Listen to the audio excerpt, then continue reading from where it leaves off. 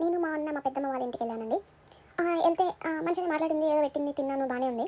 తర్వాత కొంచెంసేపటికి ఏమే నువ్వు నన్ను లవ్ చేస్తున్నావనే, లవ్ చేస్తే గసంటి పనులు చేయకే, ఎందుకంటే మనోళ్ళు రెడ్డి అబ్బాయిని లవ్ చేసింది మన అది వాళ్ళ అమ్మ నాన్న మాట్లాడతలేరు ఇప్పుడు, ఆ మొక్కత అయిపోయింది.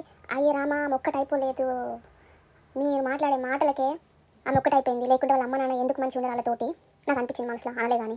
సరే సౌదీ ఏదో మాట్లాడుతున్నా కానీ స్మూతీ గురించి మాట్లాడదాం. స్మూతీ చేసుకుంటున్నా, చూసినా కదా ఏమేమి వాడుతున్నాను. మీ దగ్గర ఉన్న ఫ్రూట్స్ అన్ని వేసేసుకోండి, షుగర్ ఉన్న వాళ్ళు కొంచెం స్వీట్లెస్ ఫ్రూట్స్ వేసుకోండి, ఇంకా సీడ్స్ మాత్రం compulsory chia seeds, pumpkin seeds, sunflower seeds ఇవన్నీ వేసేసుకోండి, మంచిగా చేసేయండి. మంచిగా గ్లో ఇట్లా గుప్ప కొడుతుంది మీకు వరంలో.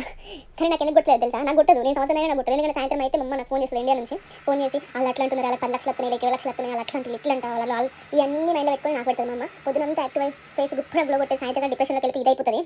ఇగో ఈ ముందు కంపారిజన్లో ఆపేయాలి. మమ్మ చేయదు, చేయనిస్తారు, ఈ ఆంటీలు గింటలు ఉంటారు కదా. సో ఏం చెప్తున్నానంటే మనం ఎంత మంచిగా తిన్నా, మనం ఎంత మంచిగా చేసి మనం ఇంటికి పట్టదు, ఈ చుట్టాలు పట్ల పట్టించుకుంటే మనం పట్టించుకోవద్దు, మనం హ్యాపీగా ఉందాం అట్లా.